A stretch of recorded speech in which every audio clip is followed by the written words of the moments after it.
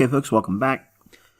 All right, so we are looking at the dollar index. This is a daily chart. And you can see we've had a really nice breakdown on the dollar index.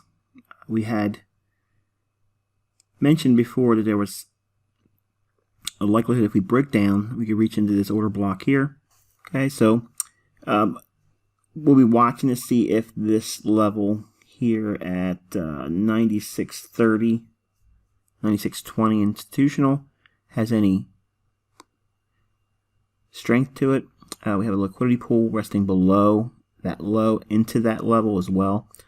And there's that order block from the daily.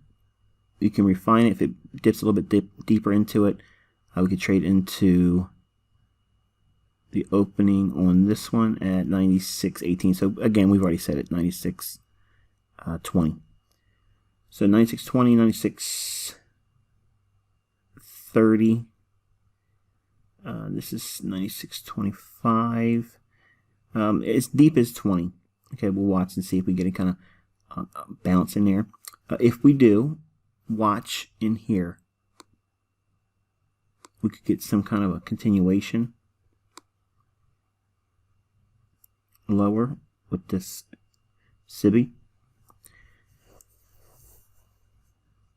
Moving on over into Euro. I want to get to this one first because there's been confusion on Twitter. So Troy, when I mentioned yesterday in the video, I was a little leery about posting it because usually I like to show after I've already mentioned something. Then I'll do the completion of the video, record it, and then share it with Twitter. I wanted to ask everyone on Twitter what they felt they saw, or thought they saw rather, relative to this swing here when price was reaching up in. What did they see? Did they see this as a potential sell by going up there and breaking down? And I mentioned that I was already long. I just wanted to see what everybody else was thinking. The reason why I went long was I felt that we were going to target these highs here, and maybe this area over here is too clean. The lazy entry. If you've gone through the mentorship core content and you're a charter member, you know you have notes about how to use the Asian Open to get long or short relative to swing trading or day trading. That's the entry technique I used. I didn't want to be up waiting for this to fill, and I didn't think we'd trade that much lower into it. So I just simply went in at a market order, put a stop below this inefficiency rate in here, protected me. This is the lowest it went down here. Didn't even get close to my stop. And once I shared the video online, I felt like I kind of showed my cards, and I was tired. So I would have laid in bed worrying about the effects or how they may move the market. It's going to sound very arrogant of me, okay, but it's almost like clockwork. If I share my positions, or if I say where my stop is publicly in a trade, invariably the market's going to go right there. Okay, so I like to keep that close to the vest, and you guys see all the effects and results of what I do. I show the time stamped and date of my entries and exits on the positions, that I'm actually recording the entries and the take profits as they happen. So it's not like I'm fluffing it or making it all up. I just don't like sharing my location. Okay, I mean, to think like a sniper. Once he sets up or she sets up a hide, okay, it means their position. They're not trying to draw attention to themselves, so they don't want the enemy to put a vector on them and find out where they're at. So, and that probably sounds conspiratorial, but listen to who you're talking to, or listening to rather. So we have all of this sell side. Okay, there's imbalances in here, yes. Between here's one in here. Up here is not an imbalance, and the reason why is because we've already had price come down, wick into that, taking these stops right in here. So if we have that in mind, well, let's just use a horizontal line because it's going to really help communicate the problem. The equal lows, they rated through that. Okay, so we've already had sell side delivery here on the basis of running out liquidity. Now, this is one of those moments where if you do not record this, it goes right over your head. You're not going to remember it unless I bring it up again, and you're going to feel like you've heard this for the first time when you have already heard it. In other words, this is going to creep in rather infrequently, but you want to know it. Okay, so when we have a run on stops, think about what the function of this drop in price was. It was to take traders in short and neutralize longs prior to the rally up, closing this in balance.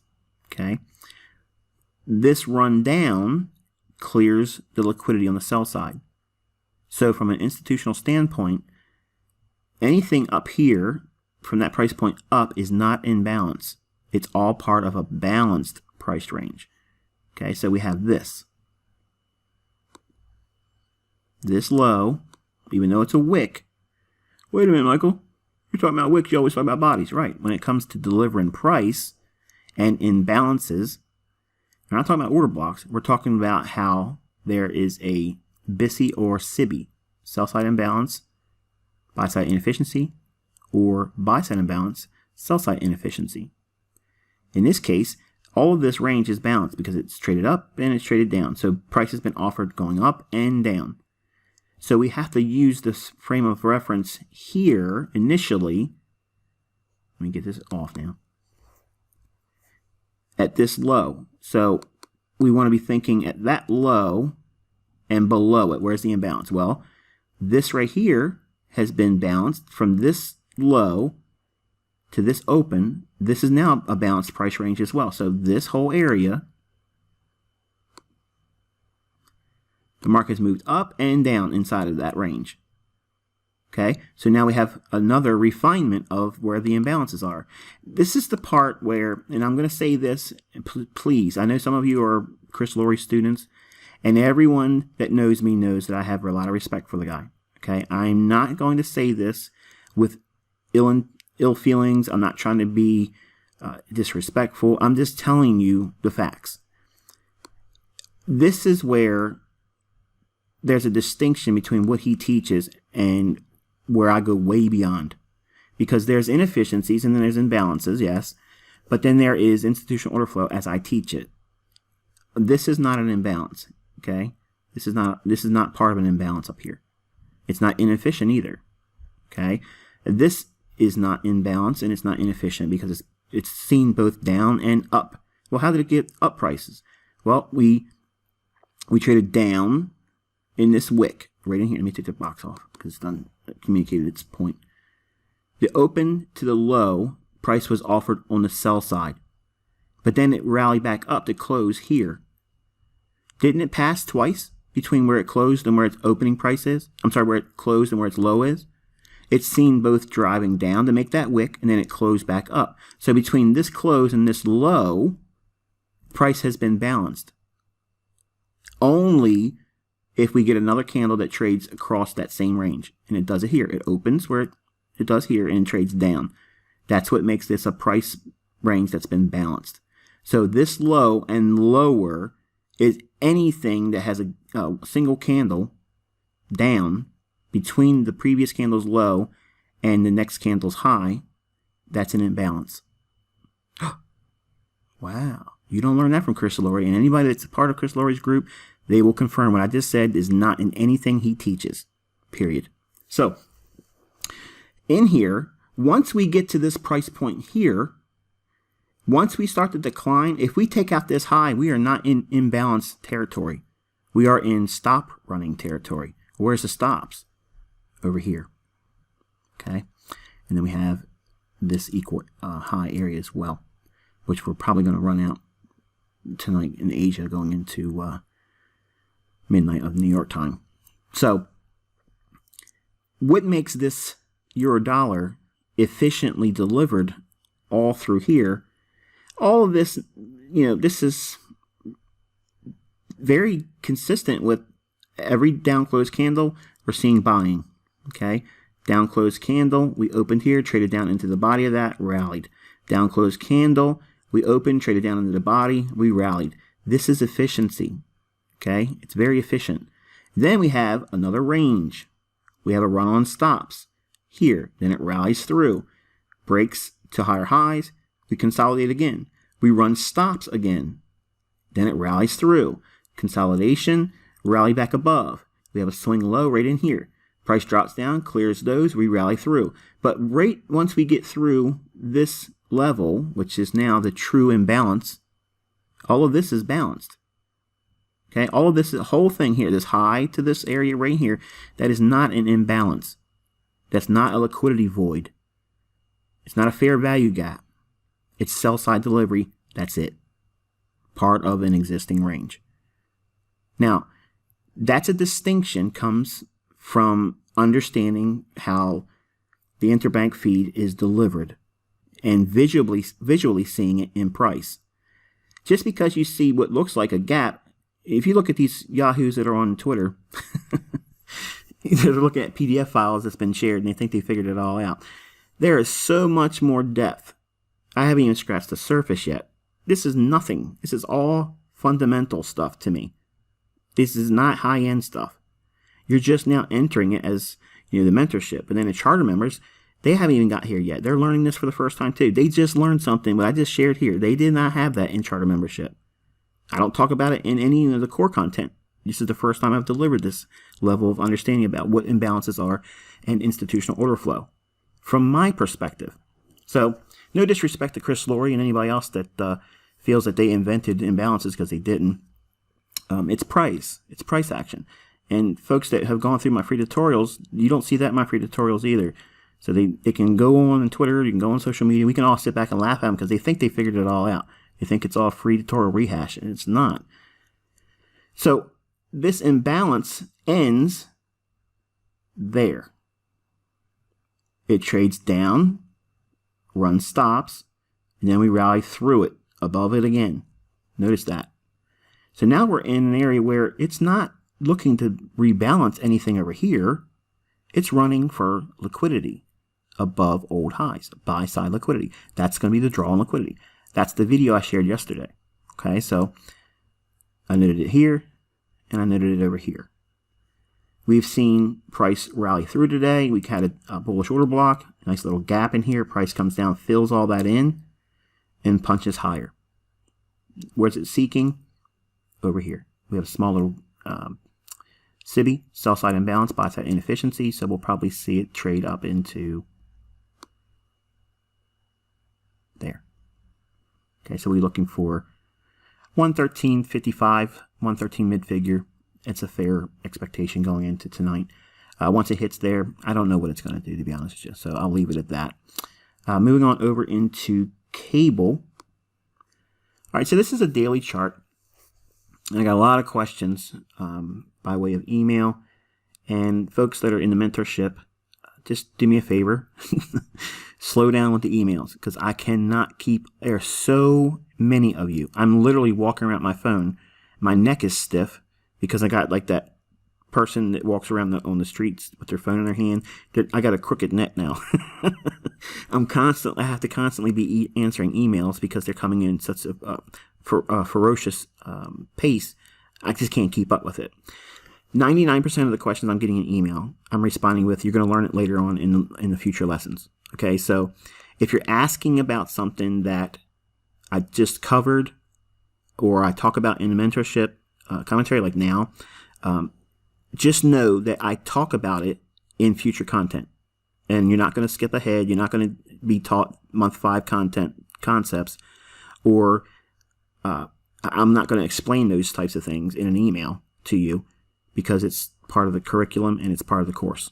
Okay, so I don't mean to be curt. I don't mean to be rude. I answer most of my emails like I'm answering a text because I don't have time to sit down. And some of you are actually sending me very, really long emails. While I appreciate that, and before I had as many students as I have now, I could sit down and appreciate all that and answer and read all that. I just don't have time to digest all and think about it. I mean, I got like 20,000 people on Twitter following me, okay? And there's a lot of free members reaching out to me. And there's a lot of you, okay, in the mentorship. We're almost half that. I can't keep up. I don't have anybody that can help me do that administrative side. They can't answer these questions for me because I'm the brain trust here. So that's why I tell everyone to settle down. You signed on for this as a life membership. You're not going to learn everything by an answered email. Okay, you're not going to get it. Believe me, there's so much depth, as I'm going to teach you tonight in this.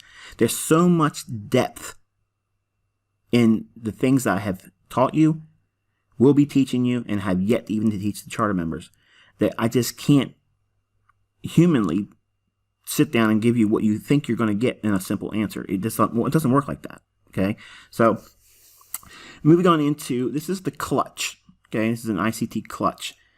What that is if we have a daily fair value gap and we have a notable low, like we have here, if price can drop down into that in here, between a high and the low. Well, what's so significant about that? Because we have one single candle passing only on the upside, no downside. You have this high and this low. This candle's low, I'll get it to pop up here, 129.67. Again, ignoring the pipettes. And the high on this candle is 129.57. So essentially we have a 10 pip range that only passes with buy side delivery here. So you know what's resting below that, right? It's sell side liquidity. So as price was dropping down, remember we went into this week with the expectation that cable could rally. This is what we see as a low on this day. These are all daily candles, even though they're huge.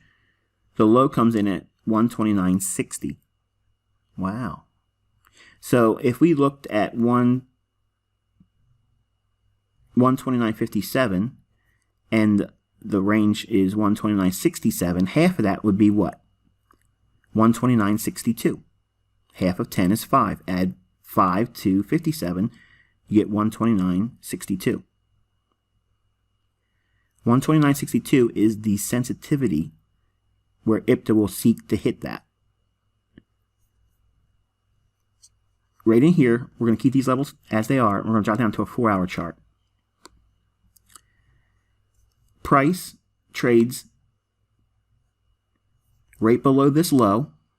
Again, that low is 67.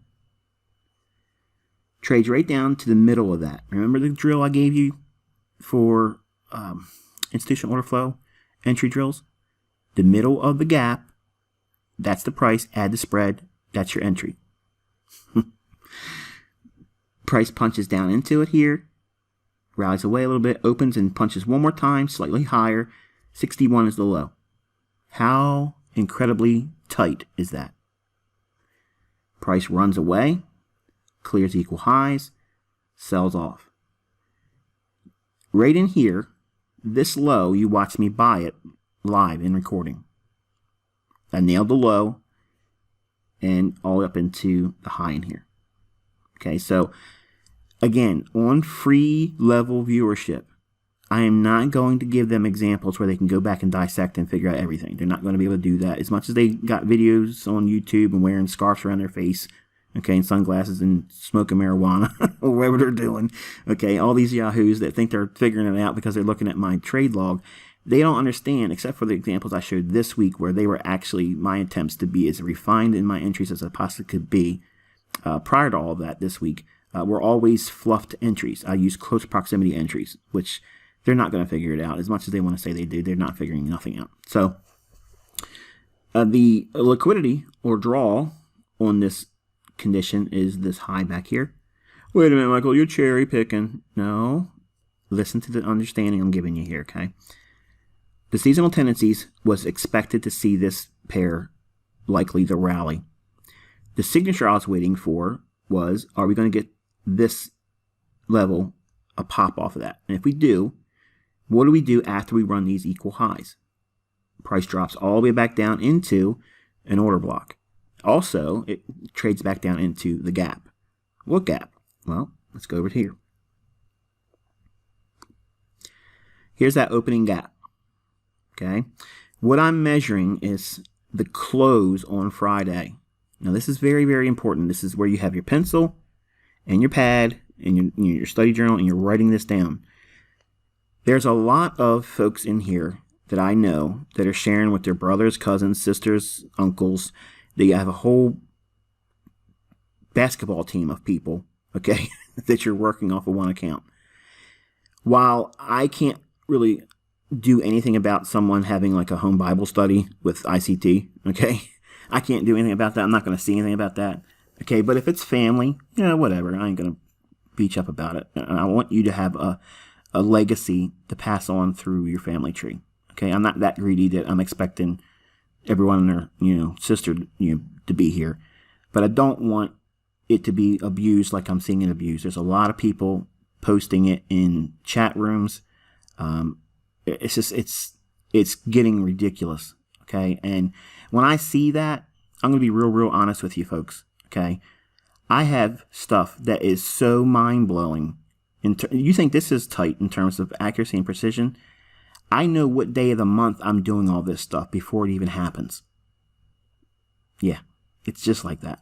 So I don't really feel confident about giving that level of insight out when I see folks that are just ignorantly, just whatever. They think I'm rich, so it ain't hurting Michael. Let me tell you something.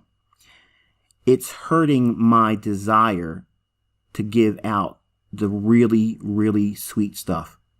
I know there's always going to be some measure of sharing or selling because this stuff is the stuff, okay? This is what everybody wants to know. But you all know, okay, there's a lot of abuse going on. And some of it I can catch and some of it I can do something about it, okay? But there's a lot of the content that's being shared because it's people that have been thrown out already. So I get a lot of emails about what's being shared. And for the most part, most of it is all people that are kicked out. A lot of it is, the steak eaters PDFs, okay, that's been tossed out. So long and short of it is, just be mindful because I have a ton of content. We haven't even touched the depths of, 1/4 of what it is that really gets you the understanding that I have. If I stop, let me preface it by saying this. If I were to stop right now and deliver no further additional insights and just refined what I've given you right now, you've paid too little. And I mean it. You paid way too little. I don't want to feel like I'm being ripped off. Okay? I don't feel like I deserve it. And you are all part of a community that I continuously deliver. Okay? You didn't buy a subscription that ends. Okay? You bought a connection to me. And I don't want to feel disrespected. And it only takes one of you. And guess what? That one Yahoo in here that wants to share with his local neighborhood, okay, and try to save his nation, you are the one that will keep me from giving everything that's in my mind out. And you don't know how far I go with it. I know where my limitations are, and we aren't even nowhere near it. But I can stop this at any time, and you'll think you know everything, but you don't. You'll know enough that would blow the socks and doors off of anything out there. But that's not what I created this for. I created this to have a community that, number one, gives me respect and is thankful and appreciative of the things that I'm doing. Because I don't need to do this for your $1,800, okay? And for the charter members, you're not paying me anything and you're still on the ride. So I don't like to have these types of discussions in here, but I'm needing to do it today because it is really running rampant. And I get it. There's a lot of people that they can't afford it. And I get that. I understand that. But there's always second jobs. And if you're too lazy to get a job to pay the additional $150, and if it offends you, it offends you. I don't care. Because I had to do all this stuff myself too. Okay? There was a time when I had 3 jobs. I had to do what I had to do. I wasn't taking a hand and saying, here, give me something for free. Okay? I have a lot of people asking for scholarships. I don't give out scholarships. I'm not a college. I don't do that. Okay? I've given enough free content, and the free content is enough.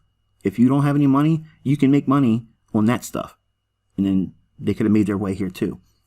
So I just want you to know, okay? I want you to know that if you're that guy or you're that gal in here that is taking my content and repackaging it or putting it on to social media websites, in chat rooms and such, I can see what's going on.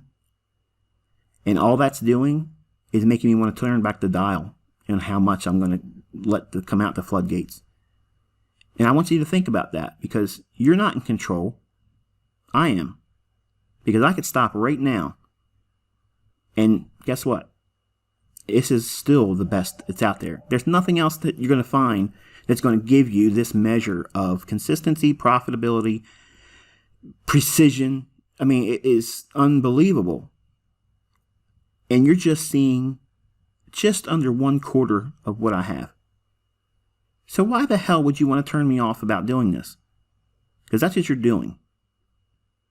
As much money as you think you're making, okay, selling it for $25 a pop, I'm making millions of dollars, okay? Millions of dollars. I don't need to do this anymore. I could literally stop it. And I don't want that mindset. I love doing this. I love it. But what I'm seeing right now makes me sick, because it's a gross abuse. Okay? So I needed to say it. I got it off my chest, and I don't care who I offended. So the opening gap, the way I define that is I want to see Friday's close. Whatever the Friday's closing price is, that's the last traded price on Friday or the week before. That close is 130.16. Okay, so 130.16. Then we open down here.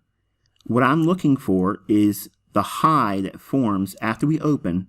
If we start to trade lower, okay, this is the gap, the actual physical gap. The high that didn't close the gap up to the close on Friday, it just kept this little portion of price action open. What's important about that is not only does the gap offer support and resistance, like it does here, we trade up into it, close the gap, and start to trade down. You watched me do both, whiplash and catapult. Whiplash is simply just buying the extreme on a downside opening gap on Sunday and buying it up to the close of the gap. Then catapult is once it closes the gap, it starts to sell off, and then you take your profit on some level over here, okay, an order block or a stop hunt or something like that. What was the fuel behind me collapsing that trade right before all this? Yes, it was the order block. That was what I shared on Twitter. You saw it on my chart, okay, little blue box over here. This price level, what is that? That's that 129.61. That's the clutch. Remember the gap on the daily chart with the old low. Let me go back out to the daily chart and zoom back in. Here's that low. Here's the run below it. Okay, that low on Sunday's gap opening, and then right in here we get one more stab into it. This price is that 129.60 level, and then the next candle here. So going back into an hourly chart, this gap, when we see price trade down into that 161 level, that's that level over here. Remember this at the beginning of the discussion for cable. Below was 129.60, and then we have 129.61. Remember the split between these two price levels here was 129.62. So that's the level we wanted to see it trade to. That's why I covered there, okay? Because we were in that clutch for the likelihood of a higher time frame imbalance that was filled, but also during a seasonal tendency. That's the clutch, okay? So if we see a price trade down to below an old low, fill an inefficiency, okay, midpoint, which is consequent encroachment. You'll learn more about that when you get into charter membership. The expectation is that we want to see the seasonal tendency come into effect after those stops have been taken. The reverse of that would be is if we were looking for a bearish seasonal tendency and there was a gap on the daily and price has traded up for a while and traded above that old high or a old high and traded to the middle of the gap, okay, and consequent encroachment is tagged, or basically what I shared visually with the institutional order flow entry drills exercise. I taught how to find the middle of the gap. That's consequent encroachment. Consequent encroachment is any range that is in an imbalance. The middle of that's consequent encroachment. You're not going to see that in books. You're not going to hear about it in anything. That's just, it's all me. Okay, so the rally up in here, you guys watch me do a portion of that in, I think, let me see, where is it? I got it in here. So here it is. We had a imbalance here. So this is a BISI, buy side imbalance, sell side inefficiency, comes down midpoint of the gap, consequent encroachment. Add 3 pips to that, price point in the middle. There's your entry. Well, there's my entry. Okay, and then all I want to do is run an old high, Friday's high. That's free level. That's the same stuff I would have given if I did it in a free tutorial, but that's not it. It's going to be going a lot further than that. Okay, it's going to reach up into the equal highs over here. We trade through it. Are we done? No, but do we have to rebalance? Sure. I don't know, and I did not know what the effects are going to be for Brexit. Even though you saw me trade cable like a freaking beast this week, even in scalping, I am not 100% sure what was going to happen about Brexit. But I just stuck to what I understood. Okay, so I want to teach you what I do with the Sunday gaps. Okay, and you're not going to see this on anybody else's work. Okay, I'm so sick and tired of people saying, well, they're not his concepts. Okay, I've already credited the people that had influences on me, but the things that I'm teaching in here, they're not in anybody else's stuff. So I would really greatly appreciate it when we have people on Twitter tweet to me, okay, that all I'm doing is rehashing stuff. Folks in here, you know, you've seen supply and demand. I have people from Sam Seiden's Online Trade Academy here. I got people from Trade Empowered here. I got people from Chris Lauria's group. I got people from Second Skies guy. I can't remember his name, Chris Capri or whatever it is. I got people from everywhere, okay? I got people from banks. I'm telling you, I got brokers in here. You all have my complete invitation to go out publicly on Twitter and tell everyone that I'm rehashing everything. I don't know who you are. I don't know who you are from Twitter. I can't block you. But if you honestly believe that's what I'm doing here, I want you to go on Twitter and tell people that. Because I'm not doing it. There's nothing what I'm teaching here. It doesn't exist anywhere else. Okay? So just I'm really keyed up today about it, and I'll be honest, I'm pissed off. Okay, you can probably hear it in my tone. I'm pissed because I'm so sick of it. People read that stuff and they buy into it because, you know, hey, they must be telling the truth, and they're not. So this gap in here, let me take these daily dividers off in here. Right in here, we're going to use this high. Right there, the high at 129.93. Right there. And the close. 130.16. Okay, right there. If you get a middle of the range of that, right there. Well, not technically. Right there. The 50 level, right there. I'm going to drop a horizontal line right on that. Right there. Okay? If I drop a horizontal line right there in the middle, I'm going to take this little Fibonacci off, because otherwise it will drive me nuts. What I did was I split that gap in half. Now, what makes the middle of the inefficiencies and the middle of gaps so significant is the gaps are all going to be different relative to everyone's feed. Your highs and your lows that I've just given you relative to that gap, they're all going to be different. I bet $1,000 that no one can find a consistency across 5 different platforms and has those same prices. So, because of that, IPTA is going to use the middle of that range because that's going to be as close as a representative fair value across all platforms. Okay, so it also covers what you don't see from an interbank level. On interbank, we can trade on several price feeds. So you get stuck with just whatever your broker pipes into you in your account. But on an interbank level, we can trade through several feeds. And there's kind of like, I can pick a better price. If I want a better price, I can pick it. If I don't like a price, I can reject it, several minutes after I get it. Try doing that with your broker. You can't do that. So the consequent encroachment is what we use, in our community here in the ICT group that helps me get you as close as you can to what an interbank feed will allow across the multiple feeds to give you a fair value. And that's one of the things I use to bridge what I learned from, quote unquote, the market maker and seeing it in my own charts. Okay, so it helped me bridge that. So there is no Chris Lurie overlap here. There is no supply and demand overlap. There is only an interbank overlap. And there's nobody I can say, it's attributed to because it's the algorithm.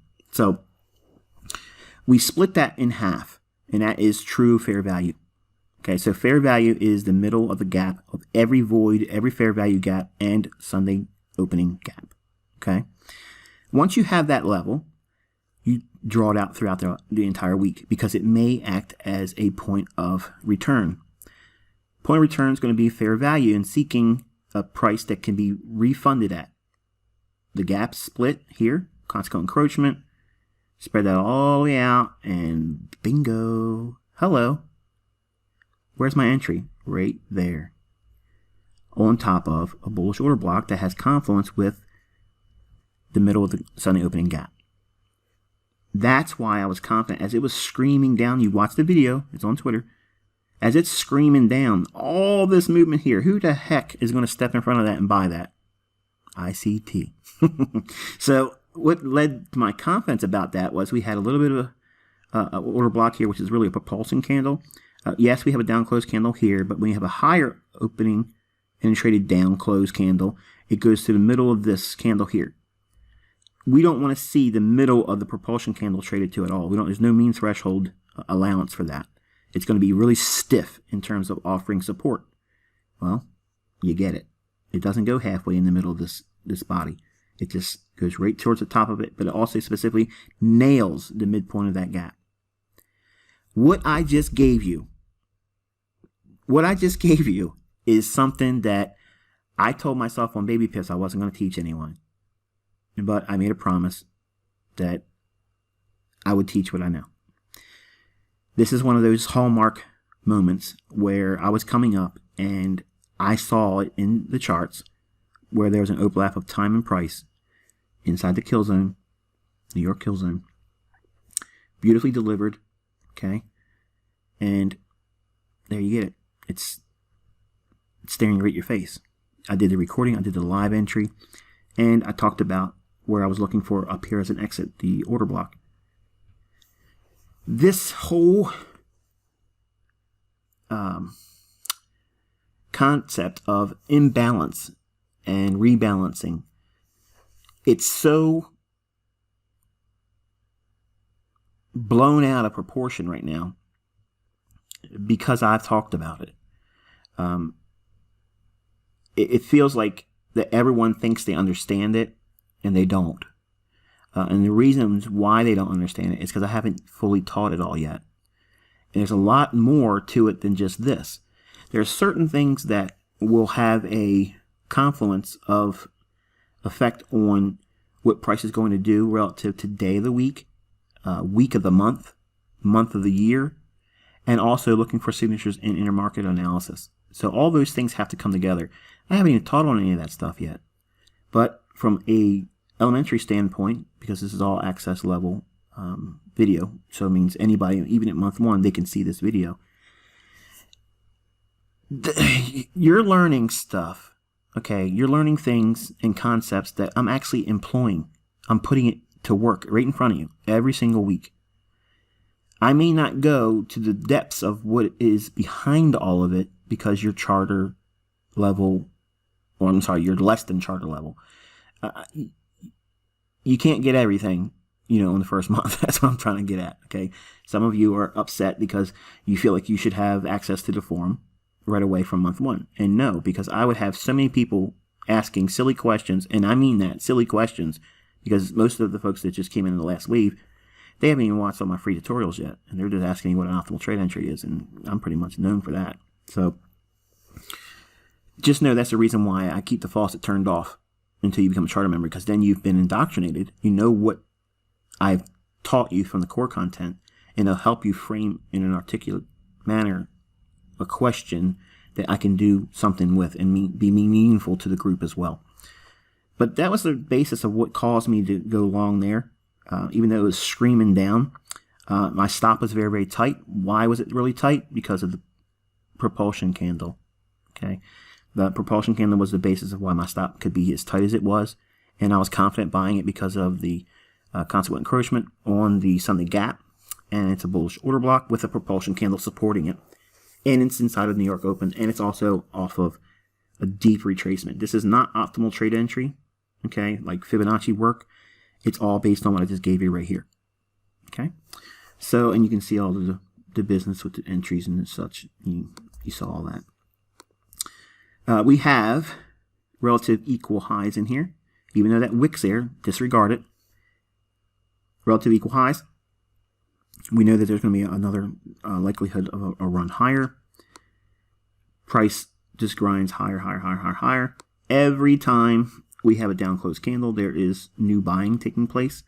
Down close candle, we rip into it higher, trade back down into it here, reaccumulate, and you saw me do that today on the Twitter, which the reasons why I'm trying to go long in here is because we're sitting just above these equal highs. Now look at this.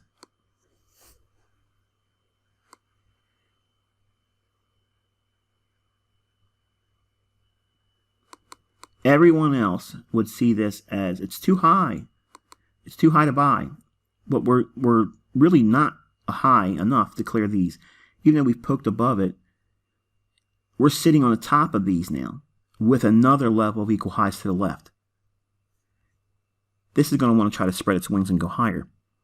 Also, we have that seasonal tendency. We have the elephant entering the pool. There's the displacement, folks. It's hard to miss that, right? So it came back and allowed them to rebalance and go in and again at fair value.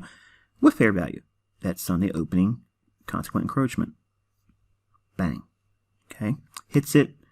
Another area where you can see the elephant entering the pool. Lots of orders coming in. Lots of participation, if you will. Price is not moving. Okay, this is not moving on the base of how many buying, or how many are buying into it. Okay, IPTA is offering a runaway for counterparties to be in there. Okay, because retail and or less informed money, they're going to be buying it up here, and as they buy it up here, they're going to put their stop loss, as a retail trader would do, below some low or swing low. Well, that's that right here. Price comes down, clears that out handsomely. You can see they ran it, okay, and look what happens. IPTA will run away again, gives them what? Another opportunity to do a chase. But what's retail going to do? They know the protocol, right? We're going to wait for this high to break. Resistance broken becomes support. So they don't get it here. So retail's waiting. This is where retail gets it right. That's why you saw no mention of me in my video saying poor retail Rick. because retail is allowed on this instance to be a buyer, because most of the damage was over here and most of the retail was cleared out with this run here on this liquidity run there.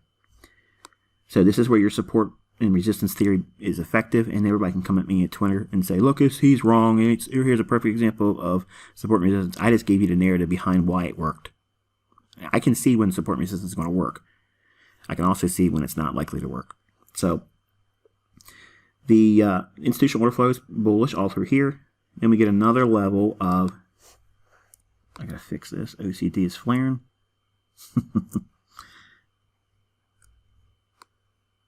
We're going on the bodies, the highest bodies, what I'm using. I don't care about that wick.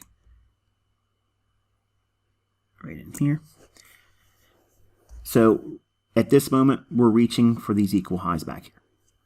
Price rallies up. Again, I'm going to take the short-term exits because I'm not teaching mentorship level. I'm not teaching swing trading. I'm not teaching institutional order flow on Twitter. I'm teaching, I can do 20, 25, 30, 50 pips easily anytime I want. That's all I'm trying to do. It's trying to be inspirational, okay? The run on liquidity here, okay, we run through it, but notice we do not get any kind of a high broken or resistance broken become support thing here. It's not happening. We're reaching for the liquidity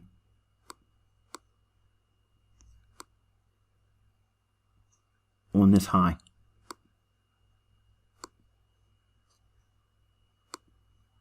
And that's what they ran right there. So if we look at, like you're going to learn in the later lessons, grading a price swing.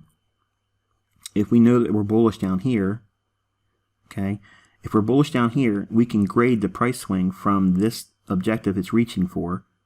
So this is the draw on a fund level, okay, a little bit longer term draw on liquidity. I did not know that until we saw this effect, because Brexit is an unknown thing. I'm learning that, just like I'm watching you all learn it. Okay, you're all asking me questions about what I think about Brexit. This has been a learning experience for me. So even though you look at me as your teacher and your educator and your mentor, I'm learning. Okay, I've never encountered anything like Brexit before. No one has. So it's a learning experience for all of us. So I just want to be mindful of reminding everyone that I'm not up here trying to say on my high horse, I knew everything about that. No, otherwise I would have traded it, from here up, down. I would have done everything. I would have done all those price swings. But you saw where I did my work. So you can learn how to grade price swings. You'll learn that in the mentorship. Some of you already know. You can do a study with the low here and this level, and then do your work on your grading price swings, and you'll see what doesn't appear in this chart so apparent or so obviously. And you'll know what I mean when you get to that lesson. If you do what I just said, it'll jump off the chart at you. Something to look forward to for those folks that haven't got that far yet in the mentorship. And I think that's going to be it. Where do we go from here? I don't know. To be honest with you, I don't know. I think maybe we'll chop wood around this level, maybe come back and get some of this inefficiency here. From the hourly standpoint, that would also be in line with this old high. That's when we can use the wicks and not the bodies. Oh, what about that? You got something extra for that, no extra charge. This wick and this wick here, we can come back down and close that in. It doesn't have to come all the way back down to these old highs over here. That could support it because they have two wicks there, and it's also a gap. So we can come down, bounce there, and try to punch a little bit higher. I want to see it really try to make one more attempt to go higher between now and New York Open tomorrow, because it'll help solidify what I've taught you relative to model number 2 in the charter membership.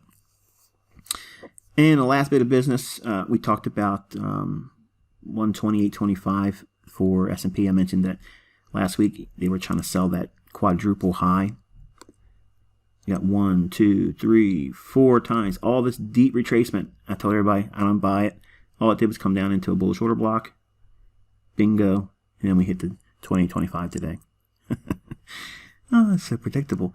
All right, so the high is, I think it's 26 it came in at today. Yeah, 28.26. And then we had a little bit of retracement. Man, so many people want to sell short this. I don't want to sell short. I don't want to sell short. Okay. They know that everybody's waiting for that little peak above, and they want to give it to them like this. Okay. They're baiting. I think they're going to tear this thing into all-time highs. There, I said it. It's done. We have an inefficiency in here, but we also have equal highs. So, hint, hint, nudge, nudge for everybody looking for that mother of all sell-offs. I don't want to stand in front of this, because I think that's where everybody on the fund level that's short, where's their stop at? Right above there. So if it's going to drop, they're going to take those out first. So there you go. You got it on record. I'm not going to put that on Twitter. Please don't share it, okay? That's going to be it. I'll talk to you folks on Friday with the weekly review. And until then, I wish you good luck, good trading.